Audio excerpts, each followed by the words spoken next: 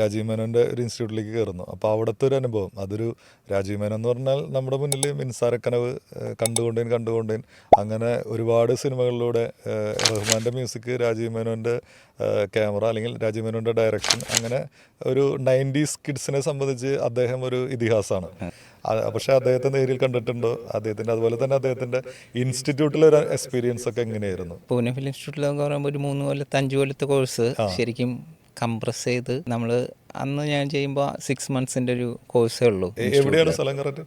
ചെന്നൈയിൽ തന്നെ. പാക്ഡ് കോഴ്സാണ്. കാരണം കാലത്ത് തൊട്ട് 9 മണി തൊട്ട് 5 മണി വരെ ത്രൂ ഔട്ട് ക്ലാസ് ആയിരിക്കും. അതിൽ ലെക്ചർ ക്ലാസ് ഉണ്ടാവും, അത് കഴിഞ്ഞ് പ്രാക്ടിക്കൽ ഉണ്ടാവും.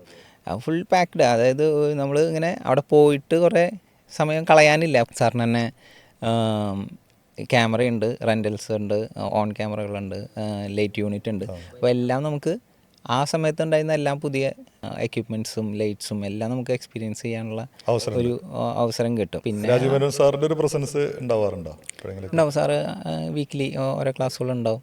ആ ഓരോ ക്ലാസ്സുകളും ഈ പറഞ്ഞ പോലെ ആളുടെ എക്സ്പീരിയൻസ് വളരെ വലിയൊരു കാര്യമാണ്. അദ്ദേഹത്തെ പോലെ തിരക്കുള്ള ഒരാൾ, തിരക്കുണ്ടാവും, മാറ്റ് ഷൂട്ട് ഉണ്ടാവും. ഉണ്ടെങ്കിലും വരുന്ന സമയത്തിൽ വളരെ ബാക്ക്ഡ് ആയിട്ട്